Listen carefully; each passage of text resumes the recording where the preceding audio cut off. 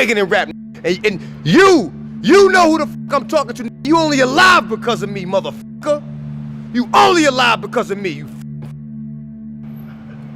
Yeah, remember Chicago. That's all I'ma say, Lo. Remember Chicago. You only alive because of me, you bitch. Out of here. Something like that. I don't know. I don't want to put salt on one or the other and say who backed out first, but I would just say neither one of them did the video. I really wanted to get away from them two and show the world that I don't need them two to make hit records. You understand? Like, I don't need them two to make myself a success. And I think once that started to come to light, like, yo, he doesn't need these two guys to be a success. I think that's when X started getting envious or angry at me. I guess the few little ignorant people that was still in his ear, you know, people that don't like me anyway, I would have to say, that were telling him that I sound like him. You know, like, once the whole world got over it, X, you should have definitely, you know, you understand what I'm saying? Like, the whole world understands and feels like I don't sound like you anymore. Like, it was a misunderstanding, you understand? We both have deep voices.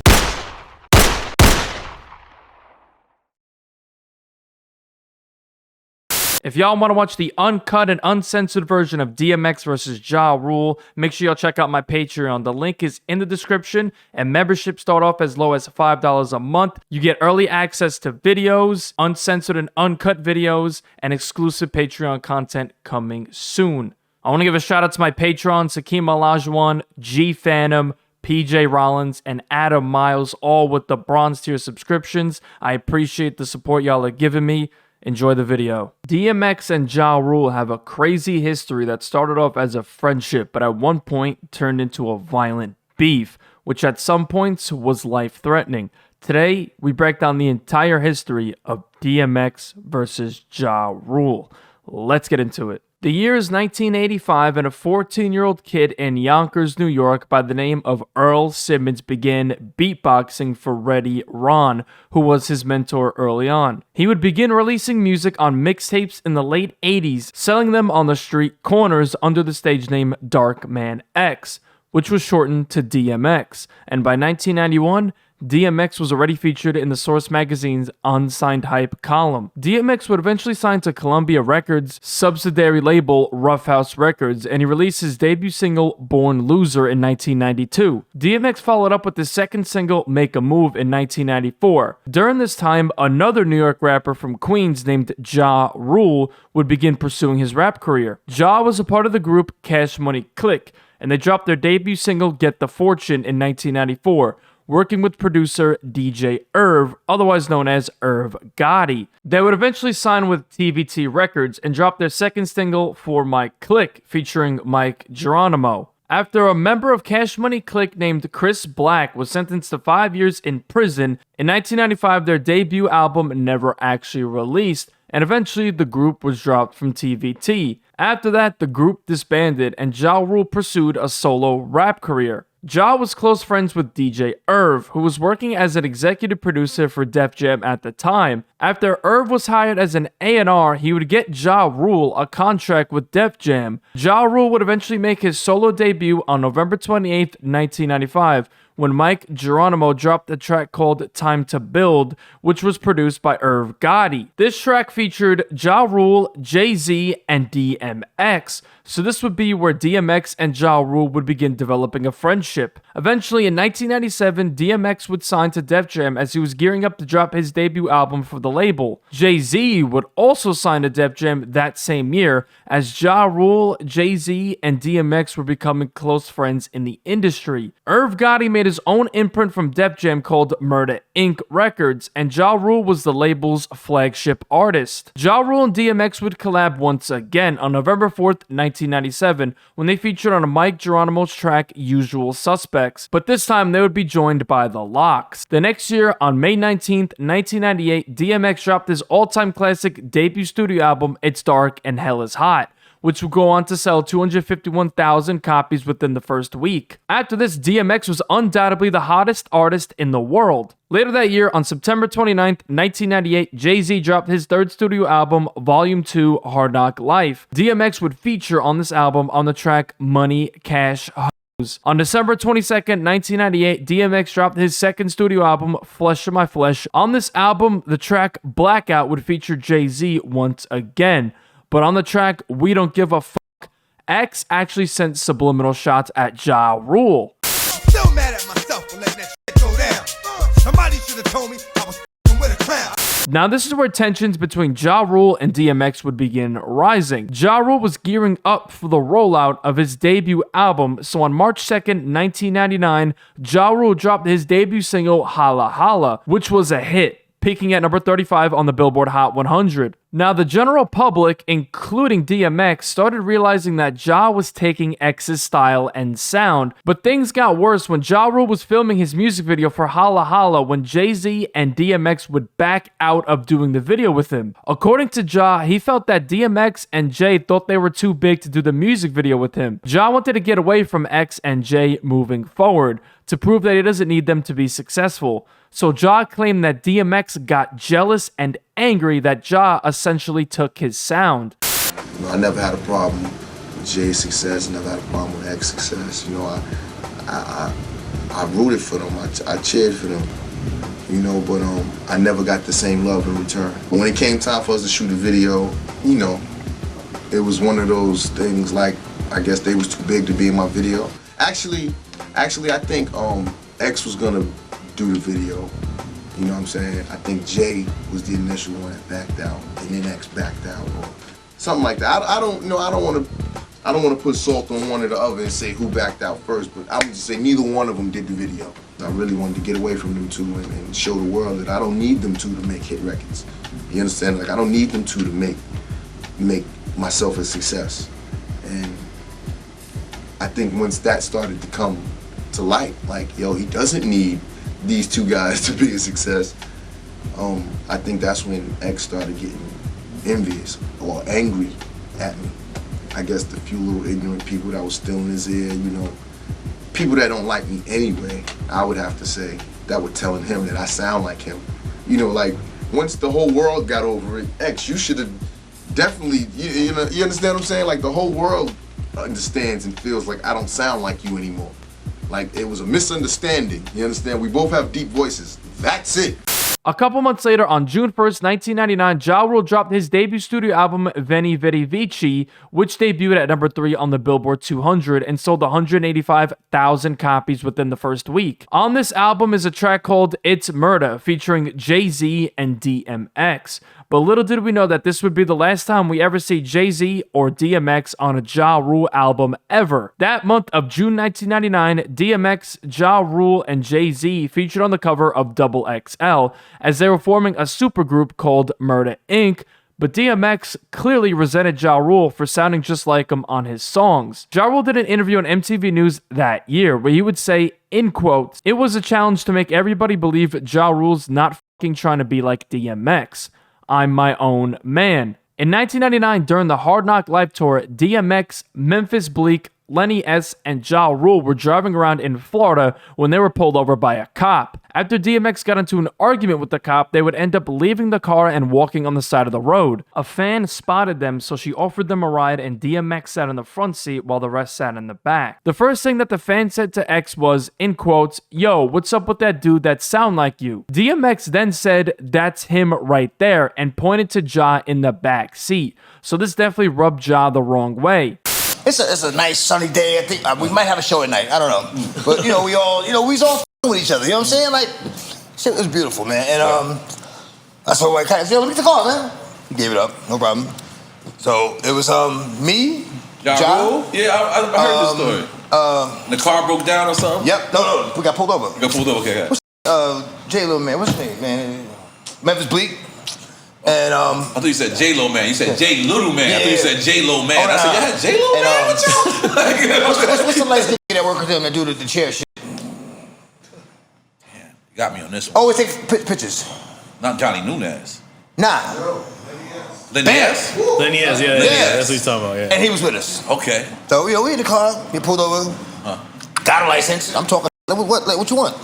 If I get a ticket, give me a ticket. Like, fuck out of it. You know what I mean? Like, I pay your taxes. I pay your job, the salary. Fuck out of here. Right. And That didn't go over too well with the officer. To say the least. Yeah, he was like, the car's not in your name. It's a rental. The car's not in your name. Right. We on the highway. Right. We're on the highway. Pull over right past the off-ramp. We're here. Off-ramp is over here. And this thing made us get out the car, yo. On the highway. Yeah, like which is you can't walk on the highway. It's illegal. But DMX. it was down south somewhere. DMX, Ja Rule, Memphis Bleak, and Lenny S is on the side of the fucking highway. Yeah, we walking. We ain't standing. So Keep it going. when I got in the car, I slammed the door so hard that it broke the window. In the police car? No, in the car. In the rental car. Yeah, as a final f you to him, like f you. You know what I'm saying? You to her. So, right. Okay. But I'm like, you know what? I calmed him down. I calmed the guys down. I'm like, it's gonna be all right. Watch my work. And we walking up. We get to the ramp. We walk up the ramp.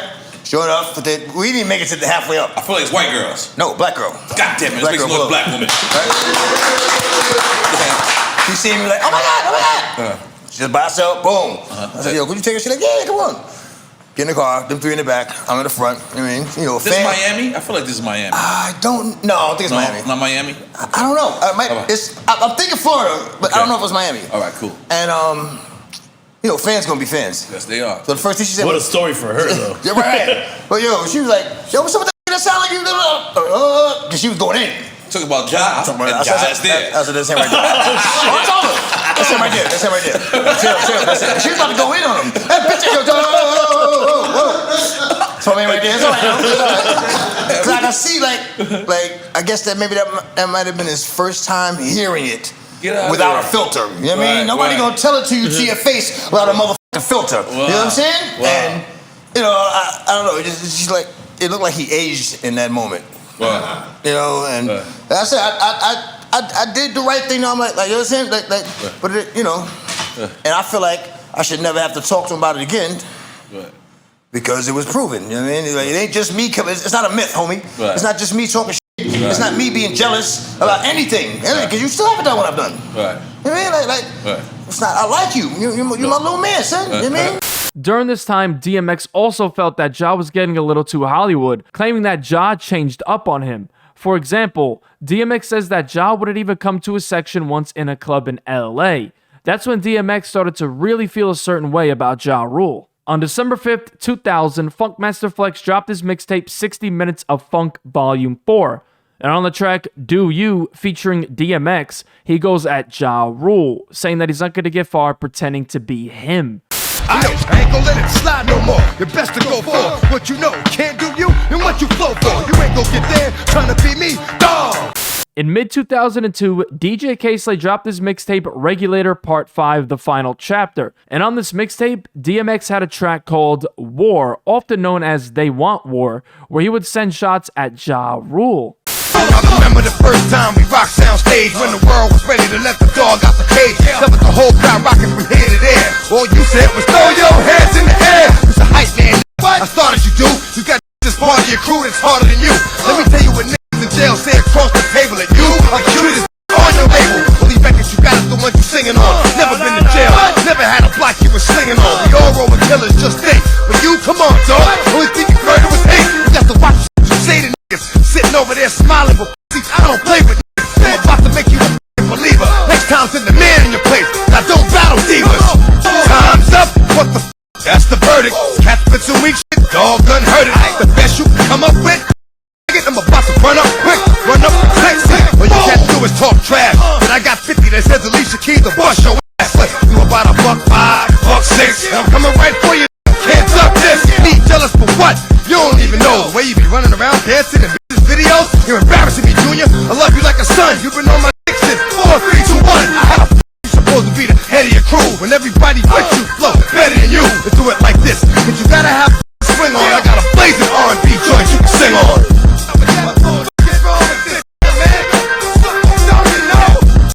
Doesn't he know?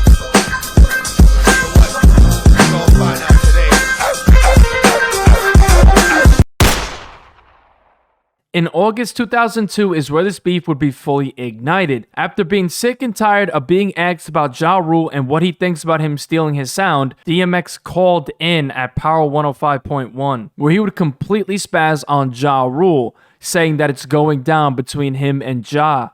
what DMX had to say. Check it out. It's a new Power 105.1, New York's new #1 hip-hop and R&B. Ed Lover and Dr. Dre in the morning. Chubb Rock from 2 to 6. On the phone, I got the one and only, my man, DMX. Holla. What's going on, man? What's up with you, man? What's going on, baby? Where are you? Oh, I'm in Chicago right now, you know what I'm saying? What you doing? Producing another classic? Yeah, man, drop another album, you know what I'm saying? You know, because pretty much all these other cats is rolled out, dog. Yo, D, I want to know what's going on, B. I know you're hot about something. I mean, what's going on? Yeah, man, you got these cats running in New York, you know what I'm saying? Talking all reckless on the radio and everything, but they built for nothing, man. For nothing, man. You know what I'm saying? I just want to clear the air, man. When y'all hear this joint, y'all gonna see what's going on, man. That's all I got to say, man. You know what I'm saying? Clarify some things, because, I mean, you've been one of the most successful cats in a long time, man. Great records, big numbers, movies. You know what it is? The thing about that is, man, it's not the amount of records that make somebody successful, man. I mean, it's the amount of respect you get on the street. You know what I'm saying? It's the amount of credibility that your lyrics have, man. That's you know right. What I'm saying? That's right. That's what makes a brother successful, man. These niggas taking because they sell a few records. If you ain't hot, you still whack. You just taking the place right now, man. You just holding that slot down for a minute. That's all. You know? That's right. I mean, but you're respected in the street. So what is actually going on? There's something wrong, because I can hear it in your voice. Yo, I could not sell a record for the rest of my life and still get more respect on the street than that nigga, man. Which cat are you talking about? Don't worry about it. You know about Ja Rule, man. What's going on with Ja Rule and you? You know what's going on, dog. Your man running around, you know what I'm saying, talking all blah, blah, blah, blah, blah, blah, blah, blah. He can't with me. He never could with me, man. Ever. Now, did you guys have some kind of friendship at one point? Yeah, we had a friendship. He was my hype man, you know? He was your hype man? Yeah, he was my hype man. Before I came out on stage, he came out and told me kind of throw their hands in the air and stuff like that, you know what I mean? Yeah, man, well, that's them saying, Daddy's my nigga, man. But I mean, you know, little man it's going down, man. That's all I'm gonna say, man. It's going down, man. You know what I'm saying? You know, I kind of heard that Daddy said some shit like, I'm jealous. Yo, check this. The only way that he would even think that I'm jealous of him is for him to know that he's just like me. You feel what I'm saying? All right. Why wouldn't I be jealous of Alicia Keys selling more records? You know what I mean? Why wouldn't I be jealous of Nelly selling more records? Why wouldn't I be jealous of J-Lo selling more records? You know, the only reason why he says I'm jealous of this nigga selling more records, because he knows he sounds just like me. You feel what I'm saying? A lot of people sold more records than me. Why am I jealous of them? Why am I just jealous of him? Tell me about it. You know what's going on, man. Ain't fooling nobody, man. All right. Gotti, I still love you, you nigga, you know what I'm saying? What's more important than that is our family, you know what I'm saying? Right. It's friends, you know what I'm saying, too. So, you know, trying to mess that up, like I said, you stole my throat, but your man is going to get his whipped off. Straight up. So next question. Is this going to be record, or we're talking... Record, man. I'm talking music, man. All right, music. So he ain't but $105, man. I ain't trying to go to jail for that nigga. You feel what I'm saying? All right, as long as it's all music and this record, that's cool. Yeah, man. I mean, I just want to call let New York know, man. Every time I'm in the streets, man, and I go to the hood, now, like some old cat, you know what I'm saying? Every time I'm in the streets, that's all I hear. Dog, we waiting for you. Dog, hit us again. Dog, I mean, just want to clear the minds of, you know what I'm saying? But you know, niggas get their new fame and everything and just don't know how to handle it. I'm still the same person, man. Right. I mean, I am still that same person. Ain't nothing changed, dog. Nothing changed about me, niggas. Walk funny now, niggas. Talk funny now, niggas. Scared to say what's up in the club. And come on, man. That's that cat man. That's what I had to say, man, because, you know, I'm not the type to leak shit. When it's leaked, it's on. You feel me? Power 105.1. There you heard it there, Eve. Wow. The next morning, Ja Rule called in at Hot 97 where he would respond to DMX, calling him Crackman X and saying that DMX can't fuck with him. Yo. What's up, baby? What up, Sonny? What's the deal? So I hear Crackman is calling up there talking shit, huh? Yeah, last night on the Drama Hour with K Slay. I mean, it's like this. I was heated about 5 minutes ago. I was really enraged and shit. Right. I got a chance to sit down. I'm smoking a blunt now. I done calmed down, and I'm gonna give it to you, the real. This right here is out of line. We're talking about DMX? We're talking about DMX, Crackman X, okay? This is out of line. First of all, he's been making records about me from the beginning of my career. I never had to make a record about him. You know why? Because he can't with me. You understand? He never could, and he never will be able to. And it's hurting him right now that I'm bigger than him. It's killing him right now that I'm bigger than him. You know why? Because we were friends, and friends when friends do things together, you understand? When he blew up, he was supposed to help me come up. You understand what I'm saying? But he didn't do that, and I did it on my own, and I'm bigger than him, and I'm better than him, and now he's on the radio mad. He's mad at me, he's mad at Nelly, he's mad at Eminem, he's mad at any motherfucker that's selling more records than him. You understand what I'm saying? You understand what I'm saying? And the reason being is because he's a fucking bitch. This is how bitches act. You understand? They get mad when they see other bitches with nice shit. This is what he is. So you know what? I'm going to give him what he wants. He wants a piece of me. Come on, X, come get it. You know me. I've known you for years. You ain't never been a threat to anybody. You're pussy. And I know it, and everybody who knows you knows it, and you know it. So, however you want to do it, dog. If you want to do it on the streets, oh, and don't close the street option. See? Don't close the street option, chump. Let's leave that one open. Leave it wide open. So we can do it on the streets. We can do it on the mic. We can do it however you like it. Because that's how I do it. You understand? Everybody wants to make comparisons to Pac and X and me. Y'all just want to see Pac come back? Y'all want to see this shit? It's here, nigga. It's here. And I'm taking it to the streets, to the mic, any way y'all like it. Holla back! Irv Gotti would then call in at Hot 97 giving his take on this beef. He said that Ja Rule has every right to diss DMX, so it was clear that Irv was siding with Ja. While this was going on, DMX was on the West Coast filming a movie, but he got wind of this interview, so DMX would do another radio interview, this time with the Big Von on KMEL 106.1, which was a San Francisco-based radio station, where he would tell Irv Gotti to mind his own business and that he has no place in this beef. But now it's like, I don't understand where it all came from. It came out the blue. Man. Where it came from, man, you know what I'm saying? I did an interview with MTV, you know what I'm saying? And I said I'm gonna drop this song called Rules Out, because I'm just sick of the bullshit. I'm sick of money sounding like me. I'm sick of niggas smiling in my face, he need a fake type, you know what I mean? I'm just sick of all that. You know? I can't hold it in but for so long. You know? But it started. I'm gonna make the choice. After this is where this beef would take a complete turn for the worse. While DMX was in his office with his wife and son, when DMX left for the day, Ja Rule and 30 of his goons ran up in the office looking for DMX. X would claim that Ja was just waiting for him to leave to front and act like he was going to actually pull up on him. After this incident, later on, DMX and Ja Rule were at an airport in Chicago. When the two of them ran into each other, Ja approached X to confront him for not messing with them anymore. DMX started getting up in Ja's face. After the screaming war, a couple hours went by, and DMX got in touch with the leader of the Latin Kings. And when it was time for Ja Rule to leave the airport, DMX had 10 cars waiting outside. Ja got checked by X's goons and was scared to leave the airport, and Ja barely had anyone with him. So DMX spared Ja and let him live. Later that year, on November 19th, 2002, Ja Rule dropped his fourth studio album, The Last Temptation, and on 2 of the tracks, he takes shots at DMX. Certain niggas need to be kissing the ground that I walk. Shutting up when I talk, it's ruling full flows. 5-0 is telling, and X marks the speed. The X is the 50. Y'all gotta be kidding me. These niggas is my sons, I raised them from young. Curtis and Lil Earl should've been little girls, cause they made and they act like one of my itch babes. A couple months later, on February 18th, 2003, the Cradle to the Grave soundtrack dropped, and on this soundtrack was a song called Go to Sleep, which had DMX, Eminem, and Obi Trice on it. This entire track is a diss to Ja Rule. Easy going, but the same one that started the fight. He be knowing how dog get when dog gon' bite. Tried to holler, but couldn't holler back.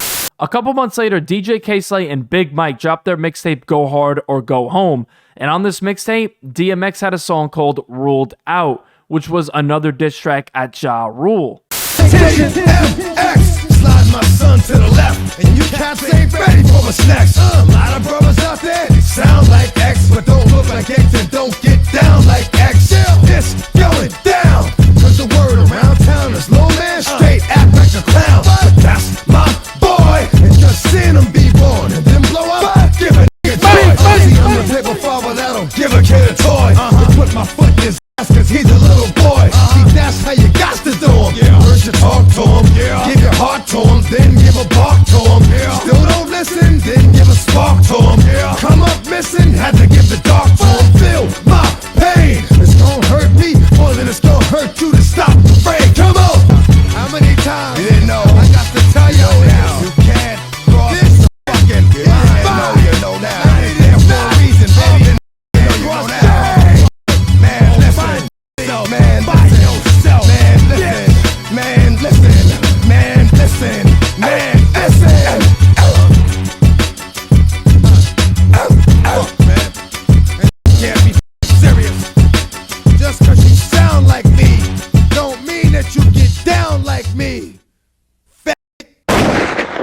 Later that year, on September 16th, 2003, DMX dropped his 5th studio album, Grand Champ.